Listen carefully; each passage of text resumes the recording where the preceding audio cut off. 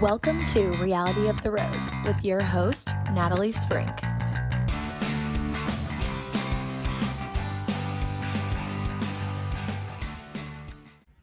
Hey everyone, welcome to episode 215 of Reality of the Rose. I'm your host, Natalie Sprink. Welcome to Reality of the Rose, where I discuss my realities and a little reality TV.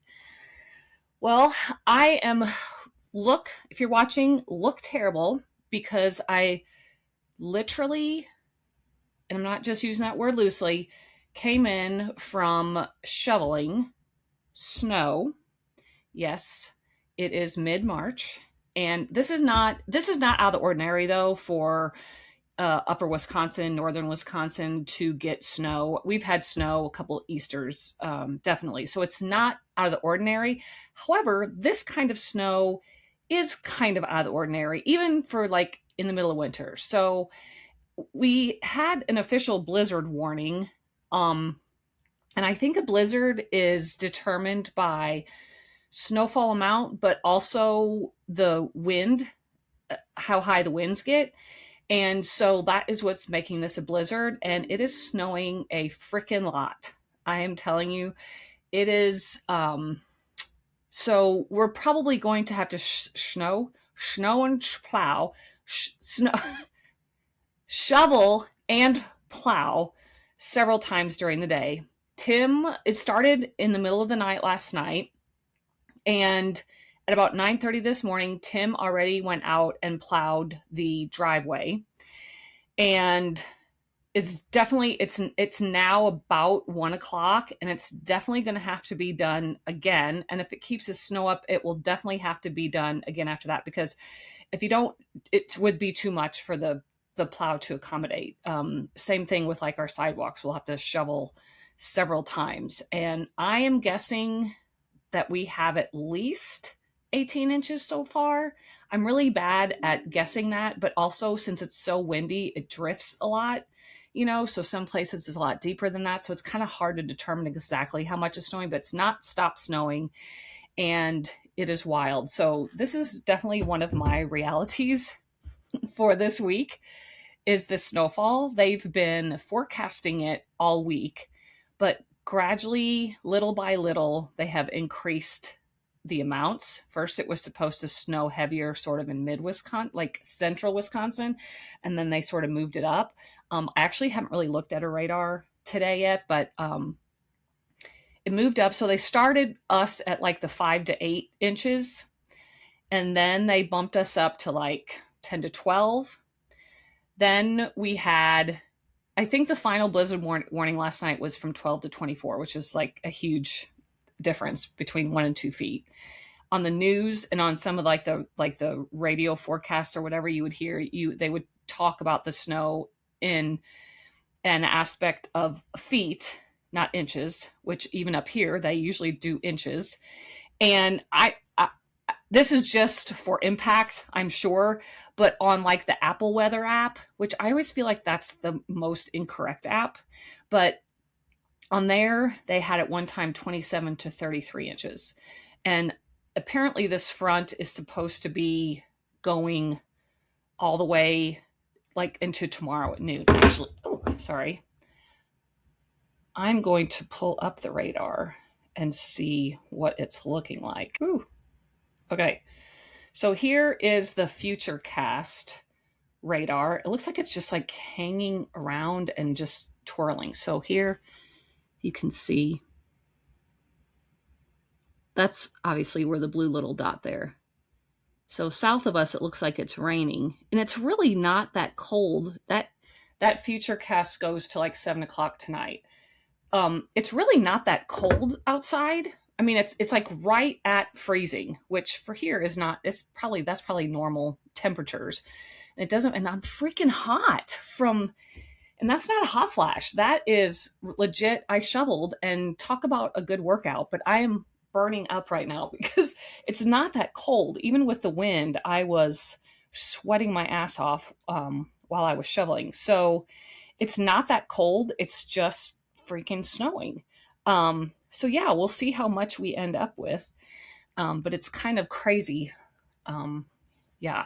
It's the downside, honestly, of living here. I mean, I guess that sounds so obvious, but because so many people hate winter, I don't mind having winter. I don't think I would ever want to live anywhere where there is not a change of seasons. I like the change of seasons. I like a big part of that, and maybe I've talked about this on my podcast before. Actually, like let me make this statement now. I'm sure I'll forget, but I always say that. I probably have talked about that on this podcast before. I probably have talked about this before. Let's just negate that. And hopefully, if you're listening now, you can hear this and just disregard it. But I'm sure I'm going to repeat myself. I take notes and keep track of what I talk about in each podcast. But because I go off on tangents and because I'm just like flying by the seat of my pants for a lot of these, there's no possible way I can remember the things I have and haven't talked to. I'll like vaguely remember in my head, like maybe I talked about that before, but I'll never remember what I haven't had. So just forgive me if you've heard me talk about this on the podcast before. Just go, oh, that's fine. She doesn't remember she talked about it, and don't get annoyed with me for talking about things twice. So there. Okay. So wait, what was I talking about? Oh, yeah, living in Wisconsin and the change of seasons. I love my winter wardrobe the best. I just love all the options. You have sweaters, you have pants, you have jeans, you have colored jeans, you have cardigans, you have regular sweaters, you have turtleneck sweaters, you have boots, you have all different kinds of shoes to wear. In my opinion, my winter wardrobe is my absolute favorite. And so for that reason, I would never want to live anywhere where I couldn't wear my winter clothes. I just think, especially as you get older, your options for summertime, like cool, not cool, that was the wrong word to say, for like stylish opposite options, which, okay, I'm also gonna like, see, this is what happens. I talk about something, it makes me think of something else, and so I just interject it, and that's how come I forget what I'm about to say, but that's why you love me, right? So I always feel like I talk about how much I like clothes and fashion, and half the time when I record this podcast, I'm just like in a gross t-shirt like I am now, or just like a random sweatshirt. It's because a lot of times I record on the weekends, and on the weekends, if we're not doing anything, I literally don't put makeup on and I just wear sweats. I dress like the Mormon wives. Oh my God. Another tangent. Okay. Get your thoughts straight here, Natalie. I'll get to that. But I always kind of look like shit when I'm recording these podcasts, but I honestly do love looking in my closet, picking out my outfits, looking at outfits on Instagram, looking at outfits street style. Like I love it. I could do it 24/7. I just can't express to you. I wish I just had endless money to spend on clothes and I only had to wear everything like once or twice and then I could buy something new. I probably should have gotten a job in fashion in some form or fashion.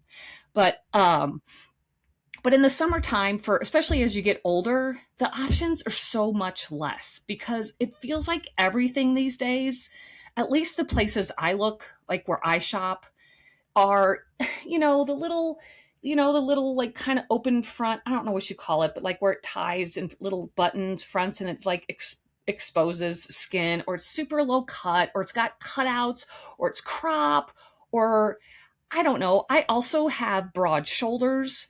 And so I don't like wearing stuff that's sleeveless. Tank tops aren't bad, but just sleeveless stuff. My arms look like I'm like a bodybuilder, but not even in a good way. Like, and I just look like, whoa. And, so, and then, and the older I get also, I mean, I wear shorts obviously, but I just feel like my legs don't look as good as I used to, which also is like a whole other tangent. But anyway, I just feel like there's so fewer options of cute stuff to wear in the summer for me than the winter. So I would never want to live anywhere. Plus, I just like the change of seasons. I don't mind winter. I also love summer. I also love fall. I love fall here. Spring is good too, although I feel like in Wisconsin, it feels like we get very little spring. It just like kind of goes from winter to summer, but our summers are great here because it doesn't get that hot and it's low humidity. But this goes all the way back to 10 minutes ago when I started on this topic. I don't necessarily like the length of winter here. I don't mind the snow. I don't mind the frigid temperatures because, just to be honest, I don't really go out in it. So yeah, it sucks, but I just put on a cute coat and cute boots and, go to my car, get out of my car, go into wherever I'm going, get back out, go back. I'm not really outside that much. So if I had to work outside, I'm sure it would totally suck, but I don't. So I don't really mind it. It's just when it gets into like now we're mid-March. And on Monday, actually, we had about 60 degrees and it was so beautiful, so nice. And then we jump into, possibly 3 feet of snow 5 days later. So, and we've had several Easters where we've had snow. And so that's wild too. And not just like an inch or two, like it snowed significantly on Easter. So that's the part I don't like because like I'll see back home in Missouri, people have been right now, they're mowing their lawn already in Missouri. It's greening up. It's like starting to do that. And that's, well, very, very long way away, unless it would get super warm and melt all the snow. But even at that, so the length of winter is hard. Typically a lake that we live on gets about like 3 feet of ice on it, which is normal. That sounds crazy to some people, I'm sure, but it gets around 3 feet, sometimes less. But sometimes that ice doesn't go out completely until it's been middle of May before, but before that ice is completely gone from the lake. That's also how come our lake never gets really that warm, But anyway, so yes, this is one of my realities for this week is this crazy snowstorm that we're happening. But what it has allowed me to do, and I'm going to jump to one thing, but then back to another again, is it has allowed me to sit and watch this most recent season of Secret Lives of Mormon Wives. And I'm going to jump into that. But first I'm going to get into another one of my this week realities. But one of Natalie's realities. But you guys, this season, I mean, stay tuned because I'm going to talk about this season 4 of Secret Lives of Mormon Wives. Just before I shoveled, I watched episode 10. It's 10 episodes. It blew my mind. This is the wildest season so far, right? Okay. So I will get into that. I'll get to the reality TV here in a second. But another thing that I was going to talk about is, so I mentioned it earlier, and I'm kind of saying this in a funny way, but I mentioned how I will not remember if I said something, prior, like on the podcast. But I honestly sometimes am a little worried about the memory thing. And maybe I am thinking about it too much and just, I don't know, focusing on it. But it's weird to me out sometimes, the things that I don't remember. I know I can't remember everything, but it amazes me when there are people who can tell a story and they can literally remember every detail. Like my best friend Becky, she can tell a story from 3 years ago about a conversation she had with someone, and she can be like, and then this person said blah blah blah, and then this person said blah blah blah, like specifically. I can't do that for a conversation, and I'm not joking. I would have an hour ago. If someone came over here and they gave me huge news and we had this huge conversation about it, and I had to repeat that conversation an hour later, I couldn't do it. There's no way I could do it. I would have been like, well, the gist of it was that, she had a car wreck and's in the hospital. That I don't know why that came to my head first off, but, or I don't know. There's sometimes where the kids will ask me things like, oh, do you remember that one time when we were kids and this and this and this happened? And sometimes I'll just say yes, but I don't really remember. And I hate that, like, especially with memories for my kids, and now that I'm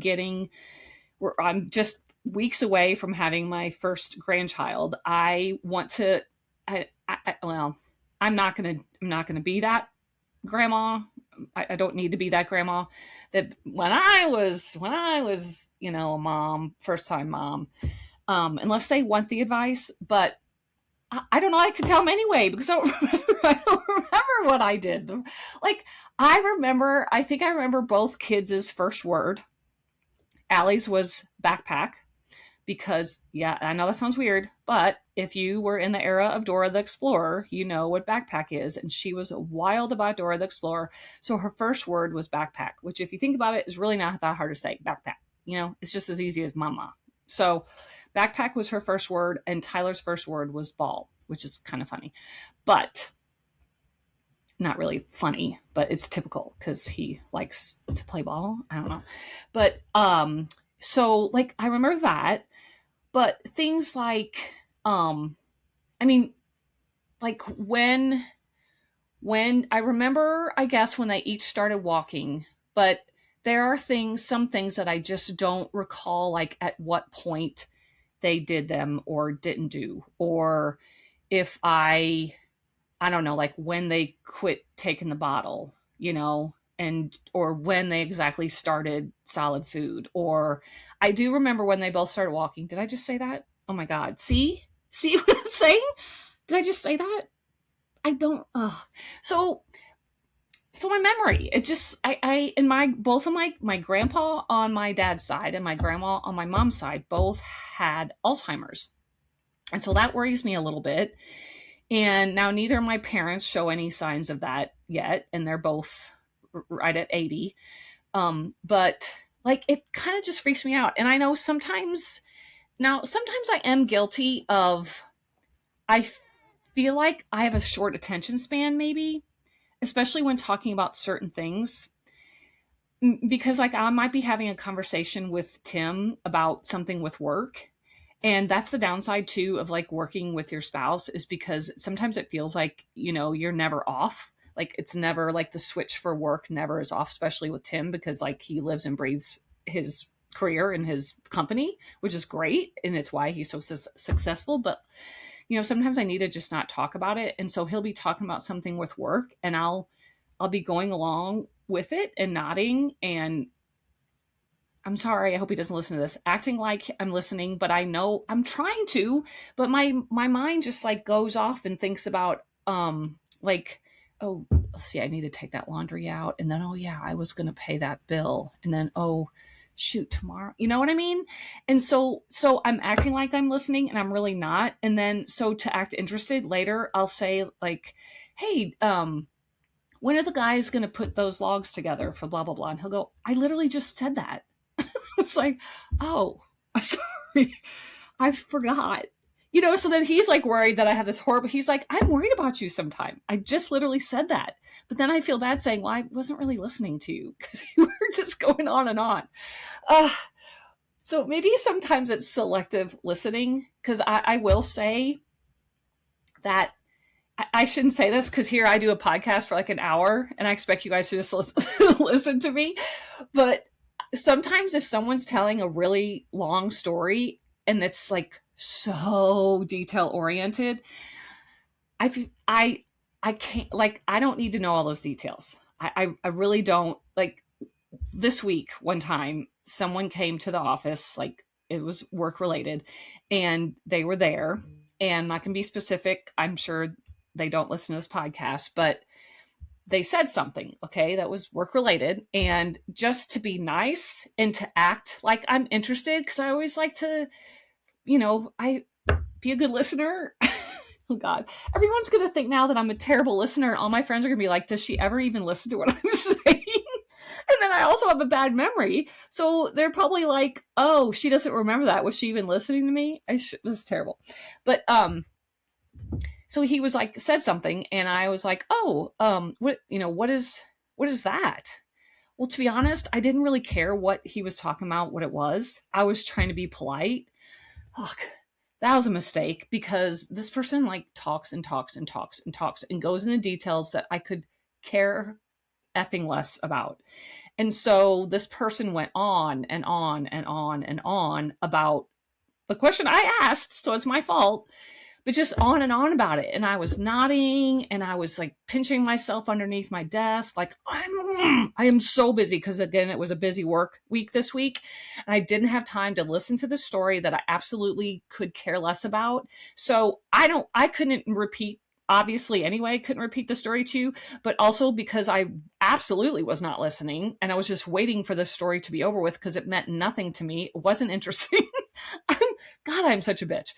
And so, yeah, that's when I get really bad, is if I'm really could care less about the topic here. Like, if you have a really good story to tell me, or if something really bad has happened to you, or, I'm invested in you and what you're saying. This story, I'm not invested in this person, nor was I invested in this topic that had to do with this person's work that I know nothing about, nor do I care to, because I have my own shit in my job to worry about. And I'm not telling you every detail about the thing I just did. You know what I'm saying? But yeah, so I could never repeat that. So I'm just really bad if it's like with someone that's just a talker and and they like to give every detail of every last thing. Sometimes I just want to say, for me to get the gist of the story, I don't have to know what color socks they were wearing. It's okay. I don't need to know if it was Wednesday or was it Thursday. No, I think it was Wednesday. No, wait, I think it was Thursday, because that was, who fucking cares if it's Wednesday or Thursday? Does that matter in the story? I don't care if it was Wednesday or Thursday, or if it was 18 years ago. Like, that always cracks me up when people do that too. Let's see, that was last Tuesday. No, let's see, what was that, Monday? Let's see. I did that. I did this and that Wednesday. Oh, it was Wednesday, or whatever. I don't. Anyway, that always cracks me up. But, yeah. So my memory. Yeah, that's what we're talking about, is my memory. Yeah, I don't remember what I was going to say about that. Except, no, I always, honestly, because I'm of my age, I always wonder if, like, I should have a cognitive test done. Kids, can't you do that? Isn't there tests that you can do to detect if you have like any signs of having Alzheimer or dementia? I feel like that has to be a thing, doesn't it? Maybe I should talk to my doctor about that next time I go. I mean, I don't think I could do my job properly if I didn't have a good enough memory. So I think I am just have one of those people, maybe, because I think just naturally there's some people that just have a more detailed memory. There's just something different in their brain, or some part of their brain that registers things different than others. And maybe that's me. The part that remembers every detail is just, because I guess, if I'm being honest, I've never been able to do that. Like, repeat every word someone just said to me. I just can't. And so maybe I'm worrying about it more than I should. But then I always just think, like, I don't want my family to have to, like, take care of me and, worry about me. And I don't know. That's just a weird, hard topic. And I know it shouldn't even be me that I'm worried about at this point. It's, like my parents that I need to be concerned with. But I don't know. It just crosses my mind every time I can't remember something about any particular topic, that I'm like, what is wrong with me? I should totally remember that. So yeah, another part of age, probably age, that is just great and wonderful. So rose and thorn of the week. I'm gonna say my rose was, we had, so as part of my my husband's business is he has like two, if I say yard, that, if you have no clue what our industry is, that will sound weird to you. But we have two locations, I guess you could say. We have one up here where we are, and then we have one in Southeast Missouri. And that's where he started it. That's where we used to live. That's where he started. And then we moved a location up here too. And so he has guys work down there, and then there's up here, obviously. And we needed a lot of help with hauling up here. And so he had 3 of his truck drivers, and they weren't as busy. So he had 3 of his truck drivers drive their trucks up here. And we have 2 trucks up here, like semi trucks that haul logs.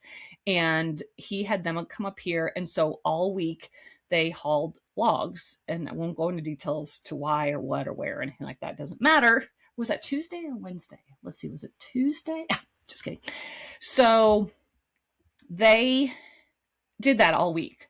And these guys that work down there, I've known them all since, like forever, because I grew up down there, and I'm actually related to two of them.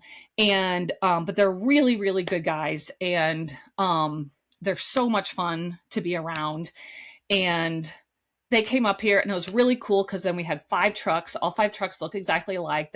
Tim always makes sure they're clean. Everyone, keeps a clean truck, and they would travel to and from our yard every day together. And that sounds weird maybe, but I just thought it gave me goosebumps when they like came in together and left together. We like took videos of it and stuff. It just looked kind of like impressive, with them like in a convoy on the road. It was really cool.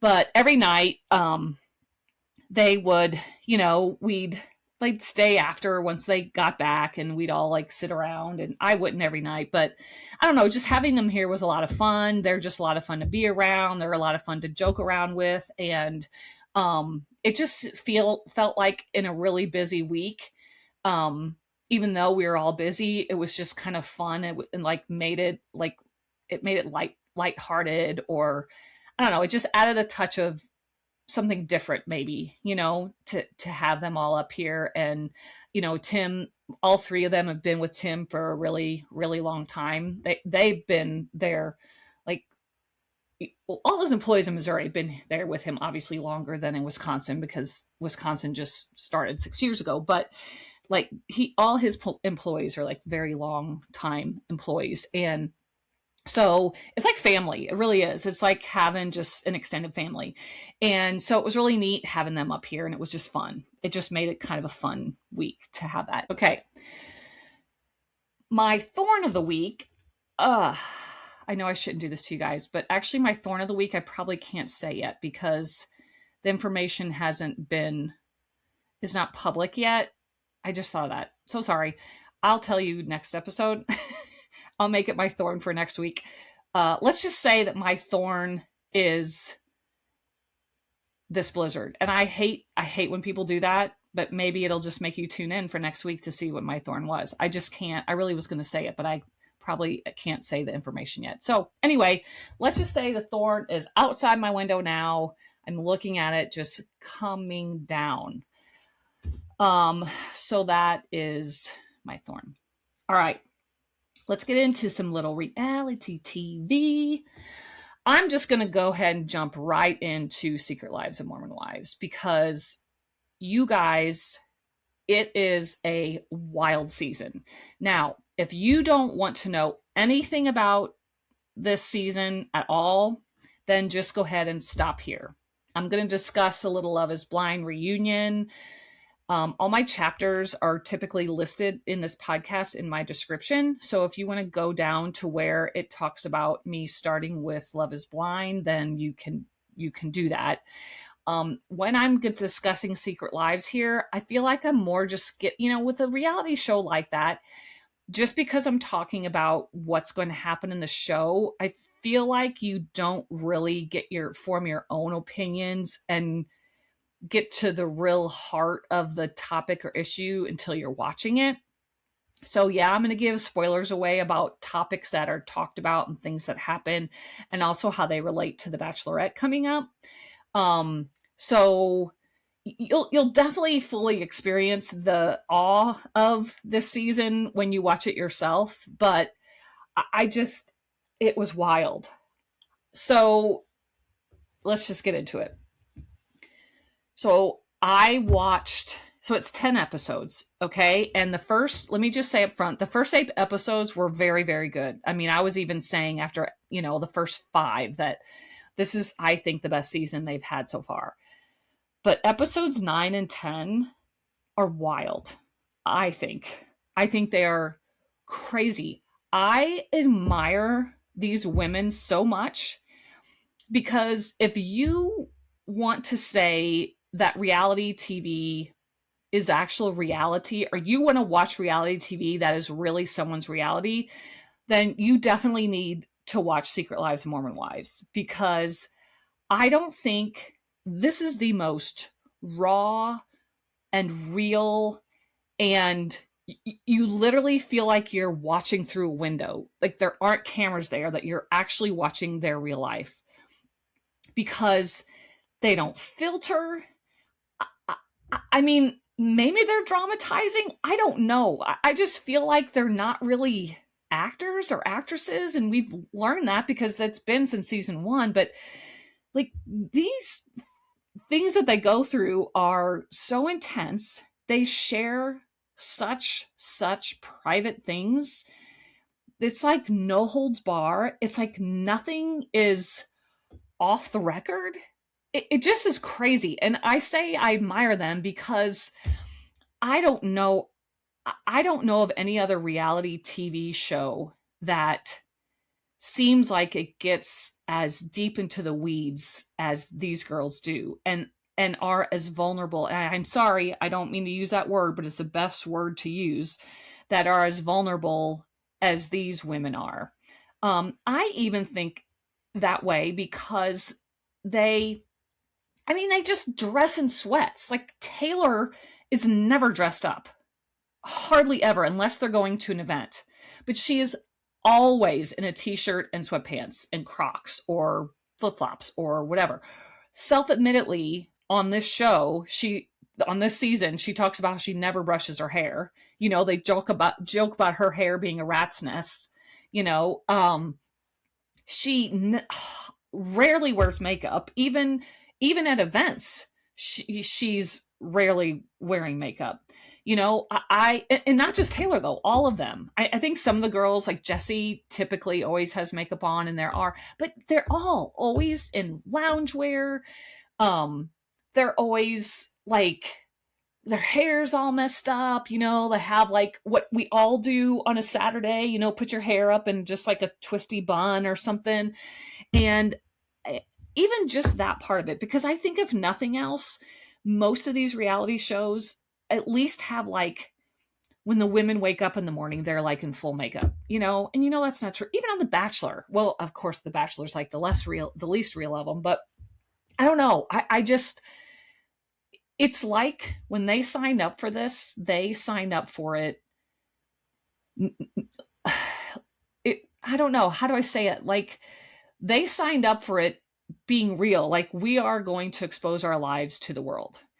And I think because they are on social media and everything so much as well, that's a big part of that. Like, so it's usually the reverse. Usually you become famous on reality TV and then you get a following on Instagram or TikTok. And they were the reverse. First, they were on Instagram and TikTok, which made them huge, and made their show big, right? And so now one feeds the other. And it's also odd to watch because, we're seeing things on TikTok or Instagram that we're like, are we waiting to see this on the next season? Or are they kind of hiding this part? Or are they, like, you never know, like, what's real time and what they're not putting on social media because they want to keep it safe for the show. I'll be honest, I'm not on TikTok that much. I'm mostly an Instagram girl. And so I don't see a lot of their stuff that's posted on TikTok. And so I'm kind of not privy to all of that. But let me tell you, with this season and everything that goes down with Taylor, it is crazy to me, people, that she is going into The Bachelorette. So literally the show ends the day she arrives in Los Angeles to start filming The Bachelorette. The day. And what happens the day of that she's flying to Los Angeles is wild. If you don't want to know, then go forward about 5 minutes right now. Because on the day that she's supposed to leave, her mom and her sister show up to, like, pick her up because they're going out with her, as are her kids. And she doesn't want to get out of bed because she feels too sick. I'm too sick. I don't want to go. And her mom is getting pissed. Her sister is getting pissed. All the girls all the Mom Talk girls go to the airport and have these signs that talk about her mission to the Bachelorette, because the Mormon culture is that, people go on missions. And so they're kind of like doing it tongue in cheek. Like her mission is like to go to the Bachelorette and to leave her baggage behind, meeting Dakota and all this. And they can't get her out of bed. So her mom and her sister, you don't see Taylor in the house. Like, I never know in the filming process, like what, because the cameras are around all the time. But in this particular scene at Taylor's house, the cameramen weren't inside and wouldn't go. It was like they wouldn't go inside. It wasn't like they were there showing Leanne at the door knocking and saying, Taylor, you need to come out, and showing Taylor. They were just outside of her house. I mean, that part was kind of strange, but so they literally are like, well, I guess we'll go ahead of you. You need to catch a later flight. So they leave. They go to the airport without Taylor. And she's like, her mom was like, why did you even say yes to the Bachelorette if you're just going to be like this? So then they show up, and and you could tell this is like real time, all really happening, which is crazy to me. It's just crazy watching it. They show up, all the girls have these signs, and they're like, where are they? Like, her flight leaves in 45 minutes. They should be here by now. She should be here. So finally they see Leanne and her sister and the kids coming down the escalator, and they're like, where? Oh, there she is. No, that's Aspen's her sister. That's Aspen. And they're like, where is she? So they show up, and they're like, where's Taylor? And her mom and Aspen are like, she didn't come. She says she's sick in bed. She's not coming, that she's catching a later flight, they say. And they go, well, did this have anything to do with last night? And they were like, what was last night? And they said, she slept with Dakota last night. Ah! What? No, to be fair, we knew that. The audience knew it because they actually showed that ahead of time of that her not showing up. But Dakota, they showed Dakota driving up to her house, and he was like saying this is going to be the last time he sees her before she leaves to go to the Bachelorette. And he goes in, and then they don't show him in the house. They don't show conversation with him and Taylor or anything. But then later on, I guess Dakota told Jordan, and Jordan told Jesse that they had sex the night before. And so we knew, but still, this is the night before he's going on the Bachelorette. You guys, this is so weird to me. Can you imagine? So let's flash forward to Bachelorette. Can you imagine if anyone, whether it be the lead especially, but even the contestants, would like admit at any point in time, even if it was like not on the show, if it was like social media and some girl came out of the woodwork and said, oh, I slept with so-and-so the night before he left for the Bachelor, oh my God, he would be crucified. He would be crucified.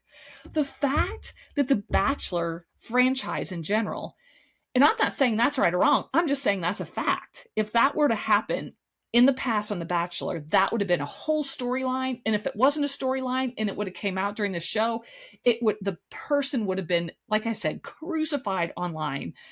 I mean, it would have been a shit show. But this is like, it just is so wild to me. I know that real people, when they listen to this, they're like, it's not you. And I'm like, I don't care. It feels like this happening to me because I am so invested in this. You guys know, I have a freaking podcast about it. But it's wild that this is going to happen. And I have so many questions. I want to know, did The Bachelor know this happened? Like, when Taylor got out of the car the next morning to start filming on the show, did she tell them, just so you guys know, I slept with my ex, who I'm like addicted to and have this wild, crazy past with, that everyone on TV has seen? Like, did she tell them that? Did they know this is what they were getting into? Like, did she not tell them this? Are they watching this for the first time going, holy fuck? I guess I'm also going to tell you what happens at the very, very end. So again, if you don't want to hear this, like, flash forward again. But they end, like, the very last scene is, could Taylor be pregnant again? Like, could Taylor be pregnant again? What? So Dakota has a conversation with Jesse and Jordan about it. How she was saying she hadn't started her period yet. She has been like on edge and moody. That morning she was super super sick and couldn't get out of bed. Like all these things. Like I don't think she's pregnant. I'm gonna say that. Like I haven't seen anything on social media yet that she's admitting she is after this is all airing.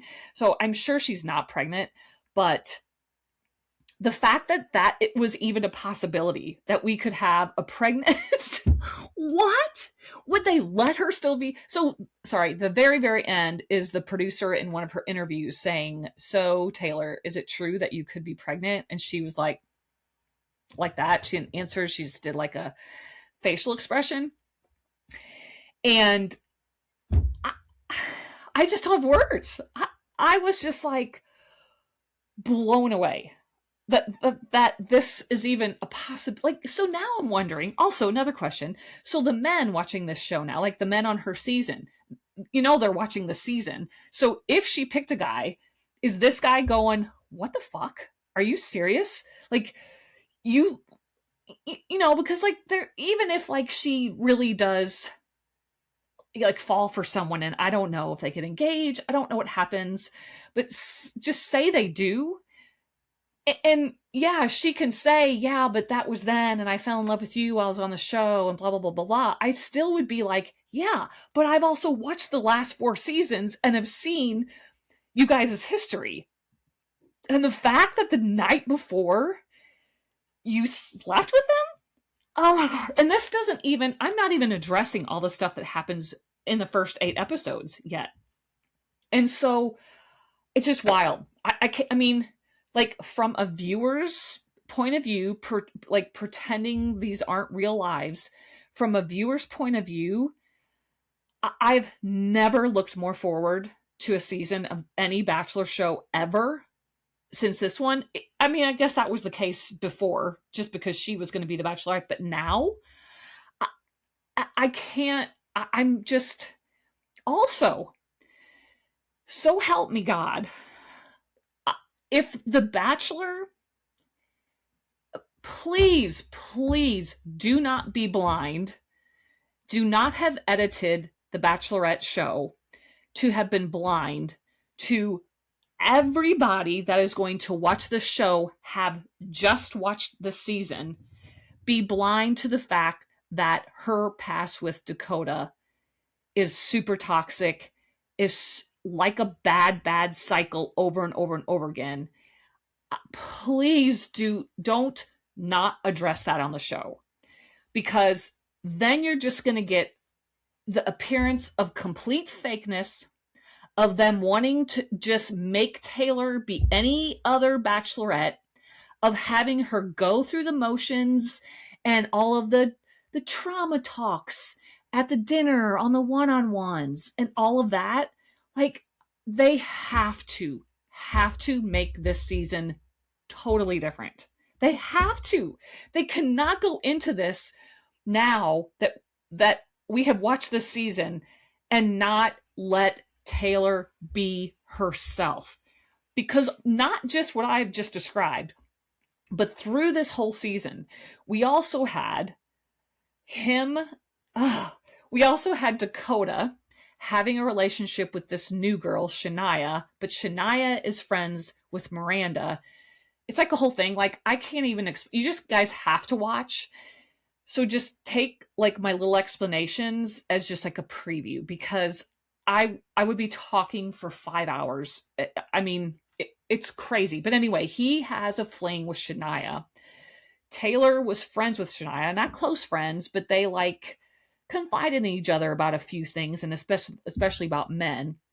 She decides that like forming a relationship with Dakota is a good idea. He, and I agree with her friends and mom talk, completely manipulated the situation. Why would you pick someone to go after unless you were just trying to get back at Taylor, trying to make her go? You know how Taylor reacts when you hook up with someone, especially that she knows. In general, even, like, but especially when she knows the girl. It's like he's rubbing salt in the wounds. He knows she's going to spiral. He knows how she's going to react. and he keeps doing it. Then he completely, in my opinion, did it to torture her because he doesn't like the fact that she's going on The Bachelorette and going to find somebody new. So he tortures her. He also hooked up with, around the same time. So not only is he like doing that purposely to Taylor, but to the Shania girl who she thinks she's forming a relationship with him, amidst that, sleeps with or almost slept with and was hooking up with, like, whatever those terms mean. But he was definitely like crossing the line with another girl who was on last season, who Taylor called out because she had been hooking with him. I know this might be confusing, but basically hooked up with two different people in this time, both friends of Taylor's, knowing that this is going to happen, obviously knowing this is going to come out. I mean, you're on a TV show. It's not going to come out. So oh my God, he is like the worst human. He is the worst human. Like, he can be charismatic on screen and all of the things, but he is awful. But I know that she's not innocent because she keeps going back to him. It's like she can't, they keep saying it, like she's addicted to Dakota. It's like literally her drug. And she will say over and over and over again, like, I have to move on. I have to break this cycle, even though I love him and I wish things could work. Like, it just isn't going to work because he hurts me time and time again, and fuck him and blah, blah, blah, blah, blah. You know, she says that over and over, which is why, I mean, she has to control her own destiny too and figure out how to get over him. The thing that's wild to me, though, is that's one thing. But, like, just because you're going on The Bachelorette doesn't mean that's going to happen. I know everyone's saying she's never, like, been without him for more than a couple days. They either text or see each other because they share a child. So they see each other all the time, and their weakness is each other, so they sleep together. She did it again. She did it earlier in the show, too. They're not together, and they all went to go watch Whitney and Jen on Dancing with the Stars, and he came after they had just had this big fight again, and she slept with him again. They literally had this knockdown, drag out fight, and she was so pissed at him, and then they catch them the next morning in bed together. Like, what are you doing? So it makes me wonder, like, how is The Bachelorette going to play out? Granted, she won't be able to have contact with Dakota. And so they're saying that's like the saving grace is she's not allowed to have her phone. So she's like cut off from the world for this time period. So maybe it's kind of like rehab in a way for her to get away from her drug, which is Dakota. But it still worries me, like any addict. This is still only like 8 weeks. And if she finds a guy, the minute she goes back to Utah and she's exposed to Dakota, isn't that going to be like, wouldn't the guy she's with, if she's with a guy, be so totally worried about that? Like, wouldn't he be so worried about that? Like, when you're looking at the realities of this, it's just crazy. I cannot wait to see the season play out. I just really okay, wait. So also with Taylor, I guess I guess I knew this, but I forgot. The guy we see on the show that she calls dad is not actually her dad. Her mom had her when she was like 19 with this guy who obviously is her bio dad. And he has since died, but I guess they had a very, very toxic relationship themselves. But one time she met her dad when she was 4, and Leanne had hoped that it would be like this, you know, this heartbreaking, or not heartbreaking, like this really sentimental reunion, and it wasn't that way. Like, it was like he didn't really give a shit. And so Taylor knows that, and so she has daddy issues big time, which is very likely why things are so toxic with Dakota. But so she decides she wants to like look back into her genealogy because her mom doesn't talk about it hardly at all. This is all part of the season. And she decides, first she finds out in the genealogy that she has 2 half siblings through her bio dad. Leanne somehow still has, this part was a little vague because it was weird to me that, I mean, I guess Leanne just has not kept up with his family or anything. So she was surprised to find that out too. But I guess she still knows someone that's like related or whatever, a connection. And they found out that really these people have no interest in meeting Taylor. But the one person I did find that did have interest was like a best friend of her dad's. So they made a trip to Colorado to go seek out him and just have a talk so she could learn some stuff about her dad. Um, but also prior to this, when she hooked up with Dakota at the Dancing with the Stars thing, she wasn't going to tell her mom because her mom always judges her, and her mom always like gets pissed at her and yells at her and tells her what she needs to do and blah, blah, blah, blah, blah. And she doesn't like that. She doesn't like to be judged. She wants her mom just to understand and listen, but her mom doesn't want her to make the same mistakes over and over again. It's like that infamous, like, we love you, we're trying to help you, but it comes across as you're trying to tell me what to do, so therefore I fight against you. But her mom and her had this big fight with her sister present. This was like a few shows in. I mean, it was a big fight, and her mom called her a bitch. And like, again, it was like a fight that you could tell was like a real argument. It's like neither of them care that there are cameras around, and they just flat out have. And you can just tell by the way they're arguing. It doesn't sound rehearsed in any way. It sounds like an argument like you'd really have with your mom if you were pissed at her, you know? So they had this argument, and they were really mad at each other. Then they kind of made up. And then on their way to Colorado, because Leanne went with her to meet this guy, they had this another huge that fight in the car on the way there, where Taylor threatened to just go back to the airport. She couldn't do this anymore. Huge fight. Leanne got pissed, walked away. And then in the conversation with this guy, they learn that she learns how toxic this relationship was with her mom and her bio dad, and how there was even some like physical abuse and things. And she tried to talk to her mom about it. And I have a feeling it was because it was on camera, and this is the one thing she didn't want to talk about on camera. But Leanne was really, really tight-lipped about it and just said, it's just something I don't want to talk about. I just don't want to. And so she tried to she kind of appreciated her mom's perspective. Anyway, it's this big, like, huge storyline throughout, okay, is with her mom and her bio dad, but also Dakota and all the fucked up, toxic, awful things he does, but how she just falls right into it.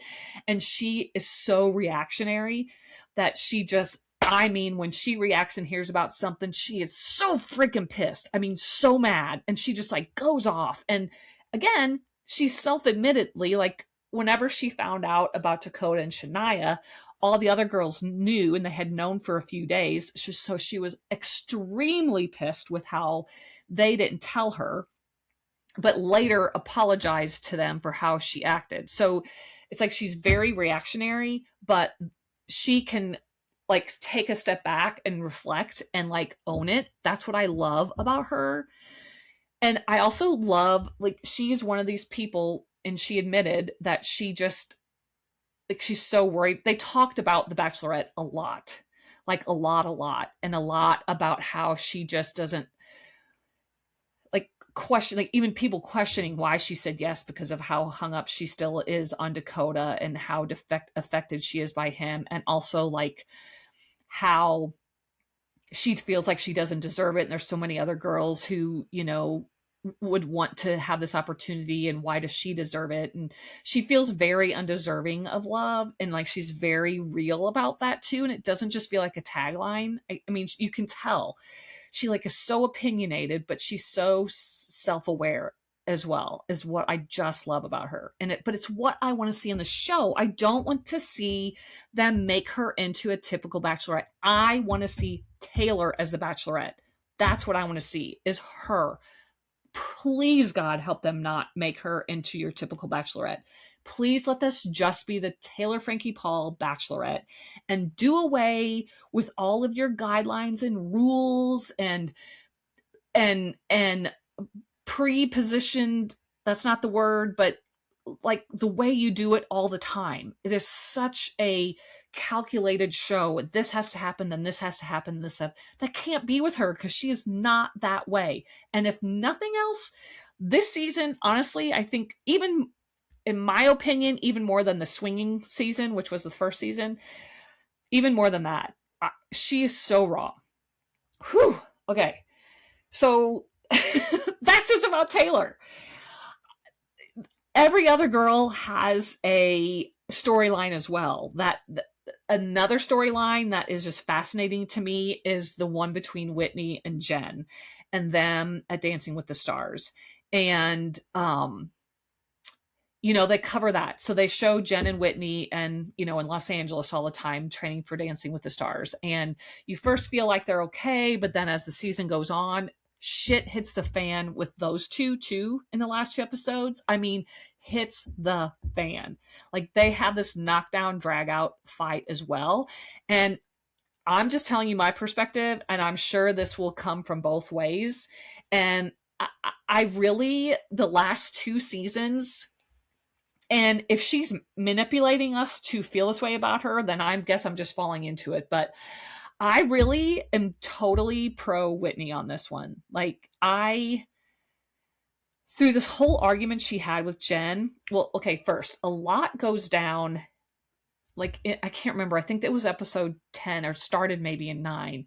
So the beginning of the show where they have the intro, which by the way, I never skip because I love the little jingle or the little intro song. Love it. So I never skip the intro, but them walking the field, holding hands, and with them going to the camera with the and whatever, the little intro thing that we all always watch. They have to obviously film that, and they actually film that in this field wherever they are filming it.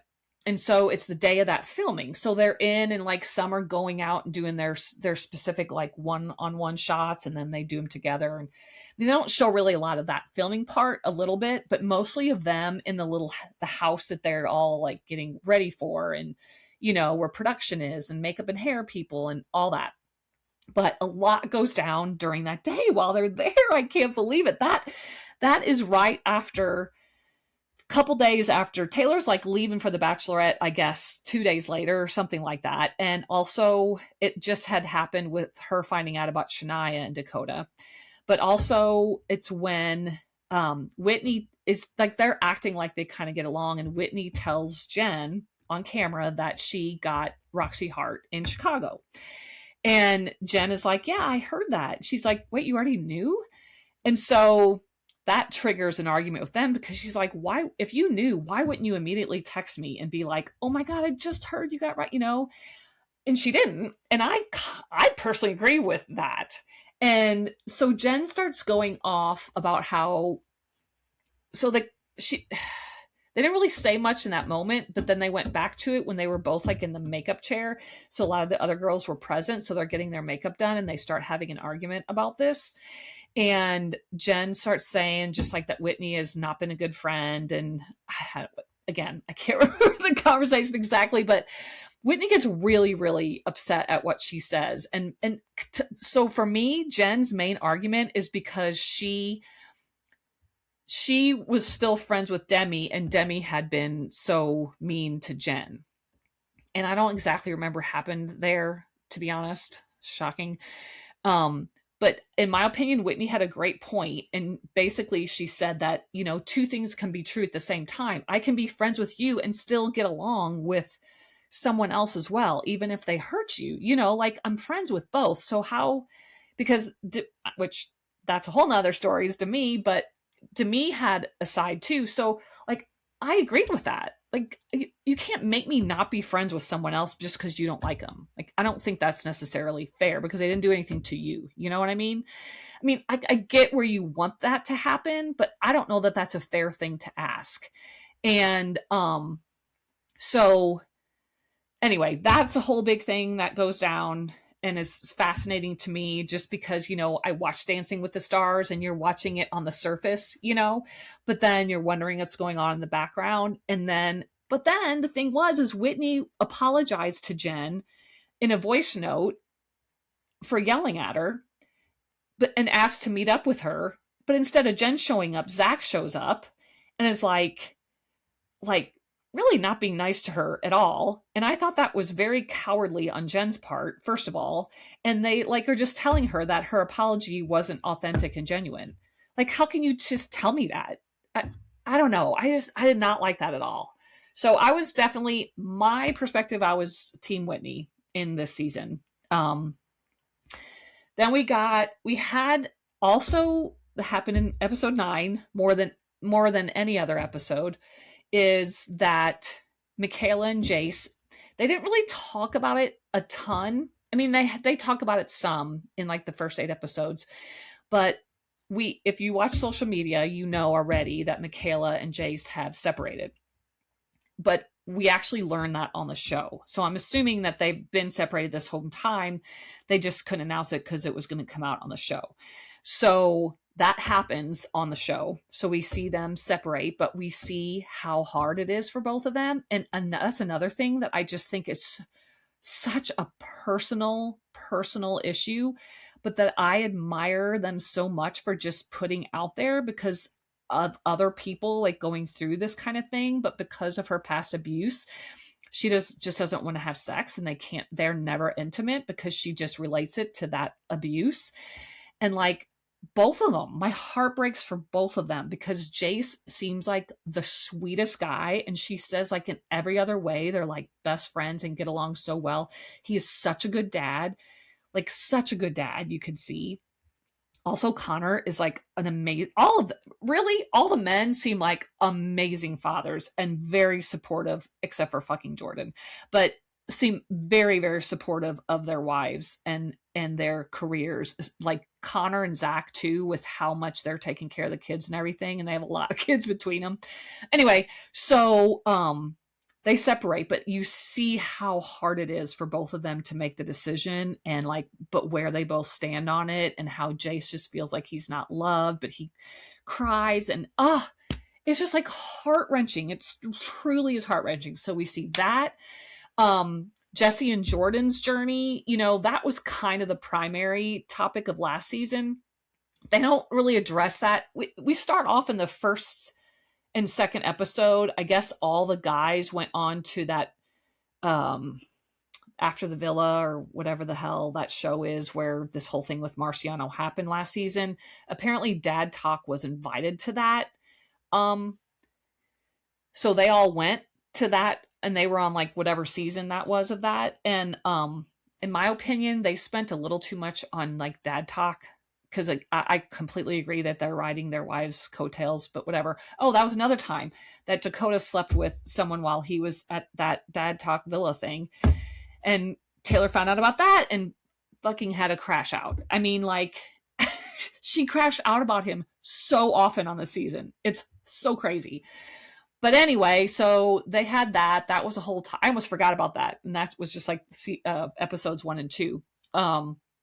But so they had that a little bit at the beginning, but Jesse, the one thing that also happened in episode 9 was Jesse found out that, because she's still they're like just still in this trial phase of figuring out if they want to continue to be married. For the most part, they seemed like they get along, but they weren't really focusing on them. And there's definitely a few times that they had arguments that they showed, that was just really frustrating. But it was mostly in her interviews where she does not sound convinced that it's going to last. But I guess because of that, she went and checked out her prenup, and she found out her prenup, there was not witnesses that signed it. So it may have negated her whole prenup, which means that he has rights to everything that she has accumulated. And she's like a multimillionaire because of her business, like other than Mom Talk.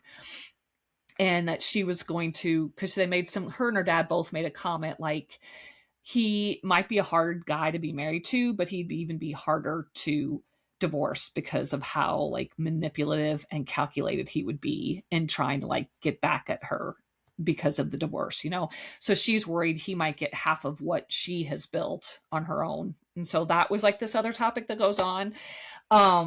Which, like, again, her finding that out was just very emotional. And then also on episode 9 was huge. Layla, and I'm kind of surprised that I guess it's just when they have the conversation, but she actually admits to her eating disorder, and I think everyone has speculated about that on all the seasons, but she is just vaguely kind of touched on it. But she gets into the heart of it with Jesse and Miranda about it. And she says last time she stepped on her scale, which was just like, I think she said a few days before that, she was only 99 pounds. And she's like 5'9" or 5'10". And she went into detail about how she has just this distorted image of herself. And because her storyline was that she got a meeting with Ford, the Ford modeling agency in New York, and they had a meeting with her. They showed all that. But then a few episodes later, they find out that they weren't interested, and they said this wasn't the time. And so it really, really made her spiral, because she felt like it was because maybe she was too fat, which we all know she's not. But then she got really deep and vulnerable. Sorry, but she was, about like her and how long she's dealt with that, and how she just has tried so hard to like not be like that, but that she's so tired, at the end of the days, and how her body aches. And they're like, what do you mean it aches? And she's like, well, I mean, like, I hardly eat anything. So at the end of the day, I'm just so exhausted, and I get into bed. And she said, but like when her knees touch each other in bed, that it hurts, because there's just like no fat on her. So it's just like bone on bone when she touches her knees together and stuff. But like, she really opened up about that, which is, I feel like, really big. A big storyline for her. I don't want to just say that that's a storyline, because it's her life, but I feel like everyone has suspected that for all these seasons, and this is like really one of the times she's truly opened up about it and talked extensively about it, and is obviously super, super upset. And you could feel like it. You could just feel her, that it was like hard to admit, but she was finally admitting it, and it also just was heart-wrenching to watch. So, I mean, it's wild. Then we have Miranda, too, who kind of feels like she didn't necessarily have a hardcore storyline of her own, but she's friends with the Shania girl who Dakota dated. And, she's finally gotten to be friends with Taylor again after the whole swinging ordeal. And so her storyline kind of plays into that. I just went on way longer than I thought I was going to about this show. I really want to watch it again. It was so good. It was so, so, so good. You definitely need to watch it before The Bachelorette comes out to truly have an impact on you watching The Bachelorette because of Taylor. They did this on purpose, and it was brilliant. It was brilliant. Again, I called it, but it's brilliant that they released this season right before The Bachelorette started. But it also, I never imagined that it would play out like this. Like, I never imagined. Maybe it was just me, but I am just shook after watching this season. And I just can't wait to see how this translates to Bachelorette. It's like I'm not even necessarily looking for her finding a guy or like the show itself. I want to see how they portray her weakness of Dakota on camera. They have to. Like, I don't know how they can't. And they can't also just brush over it and make her seem like, but I'm moving on and I'm on the show now and I'm determined to find, my true love and blah, blah, blah.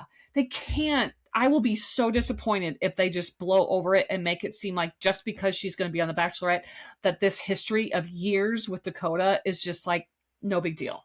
Like, I just will be so disappointed if that's what they do, because we have all been longtime watchers of Secret Lives of Mormon Wives and know it can't just end. How many times has she been like, I'm over him, totally over him, and then she's not?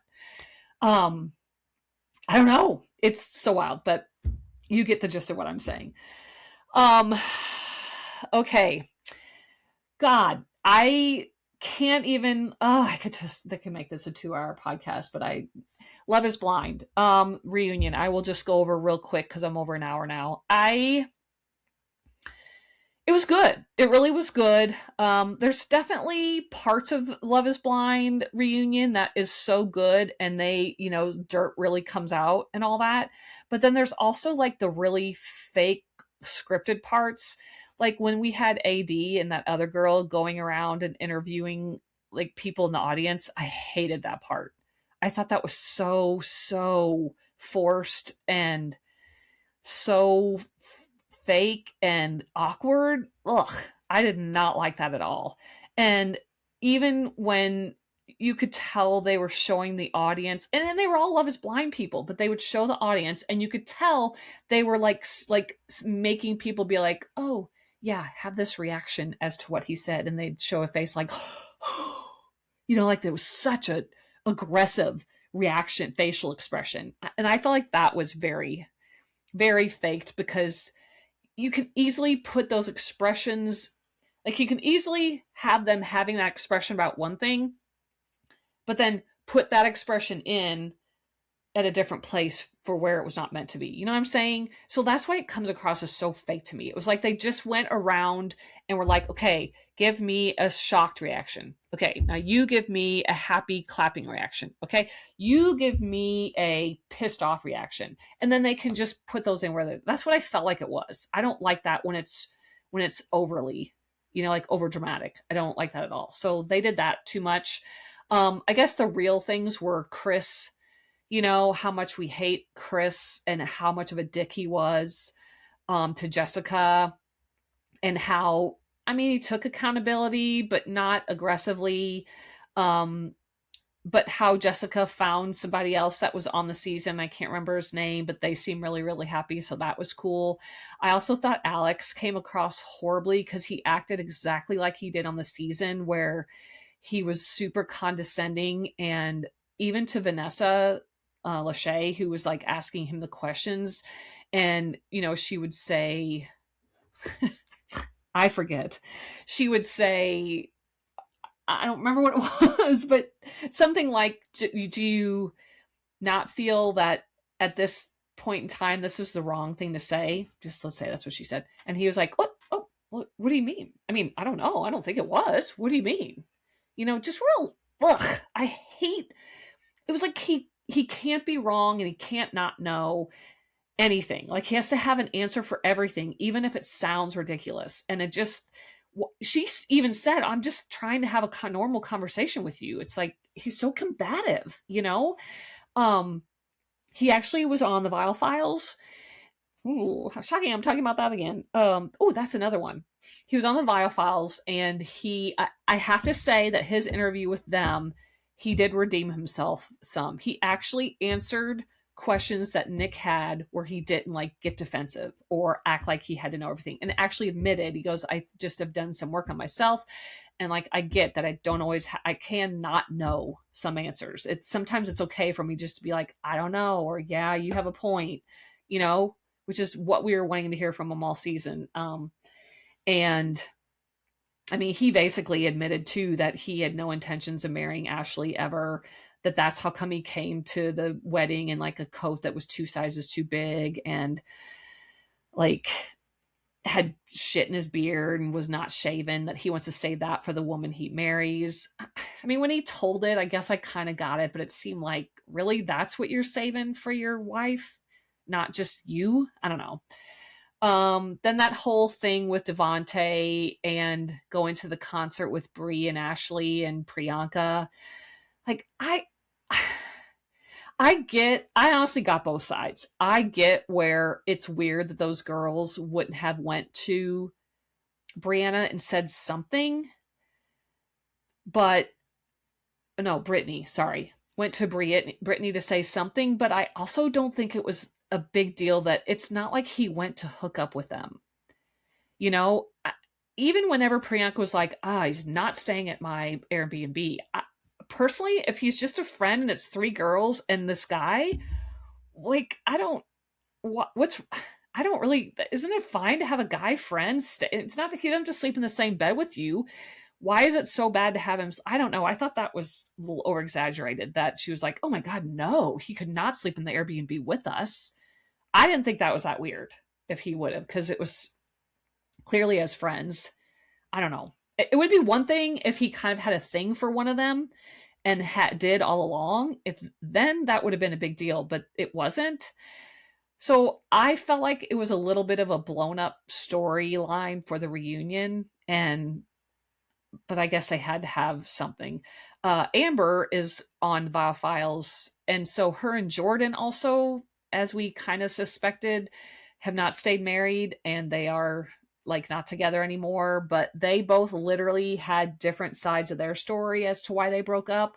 And it was for sure a he said, she said, and I don't know who I believe most. I'm going to listen to the interview with Amber on Nick's podcast and like see her side, but they seem to both have valid points. And maybe that's just as simple as that. Maybe they just both had valid points and they just weren't meant to be together. I still think it's too bad he couldn't have just realized that and just said no, because we all felt like he was not very convinced at the wedding even. Um, and that they didn't live together. That seemed very odd that he wouldn't go live with her. I mean, I did think that seemed weird. So in that respect, I don't know. But anyway, it was a good season. It was a good reunion. Those were the main. Funny that Bree and Connor are still together. I loved that. I love that they were, like they seemed totally in love. They seem like they really have the intention of getting married in the future, but they're just like taking it like normal people. And of course, we have Vic and Christine who are married and happy, and they seem like they have like the cutest relationship in the entire world. So definitely see them lasting forever. It will be curious to see if Bree and Connor end up getting married. But yeah, so I enjoyed that reunion. Age of Attraction is now started, and that is the show where Nick and Natalie host a show where there's people, men and women of all different ages, and they see who has chemistry without knowing each other's ages. And the way it works, and we found that out, I only watched one episode, but it was a good episode, and I'm definitely going to watch the rest. It seems very interesting. And I have heard from them that they're, the storylines are that there were other successful couples, but that like a lot of the other couples were much closer in age. So it kind of, doesn't really go with the storyline of the show, like real specifically, so that they're really focusing on the storylines there's more of a difference in age, which makes sense to me. But so what happens is it seems like, I think they're at this like island for 2 weeks getting to know these people, and then they get, like, if they decide they have a connection, they get asked to this promise room where they give each other promise rings, so to speak, and then they go live real life for a period of time. And then they decide at the end of the show, basically, if they want to continue getting to know each other. They don't have to get married, nothing like that. But if they want to continue to like date, or if they're just going to like separate ways and go off on their own. I'll just give a spoiler on this one too. The very first episode, you only see one promise room meeting, and it's with Teresa and I forget his name.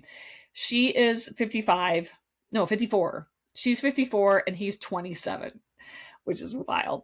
So, but like they really did seem like they had a connection, obviously Nick and Natalie are hosting it because there's like an 18-year age difference between them. But that's the first couple that we have like promised to each other. And, I think there's 9 or 10 episodes, something like that. And so I'm definitely going to continue to watch that one as well. But, yeah. And of course, all the Bravo shows, they're all coming along very nicely. Southern Hospitality, second episode was out. It was really good. Ladies of London didn't have an episode this week, which I kind of thought was strange, but I was looking forward to that. Southern Charm, Real Housewives of Beverly Hills. It's all good. It's always all good. I love it all, always. And, but I'm not going to recap all of the episodes here now, just running out of time. Honestly think Summer House though is my favorite going on right now. I'm going to reiterate that I love the cast this season. We're really seeing the downfall of Amanda and Kyle, and it's going up and down. So I kind of anxious to continue to follow that, to see that play out, because us knowing that they are now, fully separated, and also going into this new show of In the City. But also the storyline sort of Sierra and Jesse that has kind of come to a head, but then also to see where Sierra and West go by the end of this. Really some good entertainment. I just have to say all of my time is occupied by reality TV and watching it snow. So Thanks again, guys, for joining me for this episode. I appreciate it as always. And tell your friends and neighbors, go subscribe, go hit follow, go give me a 5-star rating, review the podcast, do all the things that can help me out and promote my podcast and put me in an algorithm so that I can become hugely the next Alex Cooper. But yeah, thanks for all of you who are joining me. And until the next time, be calm, be strong, be kind, and be grateful. Bye.